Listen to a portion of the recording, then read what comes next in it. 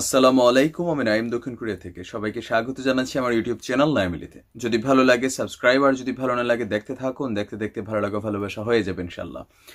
হাট্টিমা team team তারা মাঠে পারে ডিম, তাদের খাড়া দুটো শিং তারা হাট্টিমা টিম টিম। ছোটবেলায় এই কবিতা শোনেন নাই বা পড়েন নাই খুব কম মানুষই আছেন, বাট বাস্তবে হাট্টিমা টিম টিম নামক কোনো প্রাণীর দেখা না মিললেও ঠিক ওরকম ডিম পাড়া একটা হাট্টিমা টিম টিমের ছাও আমরা আসলে, বা বাচ্চা বা ছানা যে নামই ডাকেন, তেমনই এক আজব প্রাণীর বা আজব হাঁসের ছানার দেখা মিলেছে, তাও আমাদের বাংলাদেশে। ঘটনা হচ্ছে বাংলাদেশের রংপুরের পীরগাছা উপজেলার কল্যাণী বড়দরগা গ্রামের আনিসুর রহমান নামক একজন কৃষক, যিনি আপনার পারিবারিকভাবে কিছু হাঁস পালেন। তো 4-5 মাস আগে তার হাঁসটা কিছু ডিম দেয়। ডিম দেওয়ার পরে আপনার মাস দেড়েক আগে একটা ডিম থেকে বাচ্চা হয়। তো ওই বাচ্চাটা প্রথম নর্মালি থাকলেও কিন্তু গত কয়েকদিন ধরে, সপ্তাহখানেক আগে হঠাৎ করে এই বাচ্চাটার মাথা থেকে আপনারা দেখছেন স্ক্রিনে শিংয়ের মতো কোনো কিছু একটা বের হতে থাকে।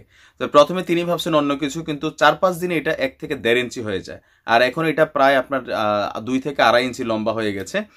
তো এই হাঁসের ছানাকে দেখার জন্য করোনার লকডাউন সিচুয়েশনের মধ্যেও হাজার হাজার মানুষ অলরেডি ওই আনিসুর রহমানের বাড়িতে ভিড় করছে। যদিও উপজেলা প্রশাসন বা স্থানীয় ইউনিয়ন পরিষদ প্রশাসন সামাজিক দূরত্ব মেনটেন রাখার জন্য তারা চেষ্টা করে যাচ্ছেন, তবে এটা কি আসলে অলৌকিক কিছু নাকি না কোনো বিশেষ কোনো নিদর্শন? না, আপনার প্রাণী সম্পদ বিভাগের যিনি একজন ভেটেরিনারি সার্জন আছেন ফরহাদ নোমান শিমুল, তিনি বলেছেন এটা আসলে সচরাচর আপনার যদি জিনগত যে বৈশিষ্ট্য, জিন বলতে যে ওই ভূত জিন ওরকম না, আমাদের শরীরে যে জিনের কাঠামো আছেন যারা অনেকে জানেন বিষয়টা, তো জিনগত তারতম্য বা বৈশিষ্ট্যের কারণেই এই হাঁসের ছানার মাথা থেকে আপনার এই শিং বের হয়েছে।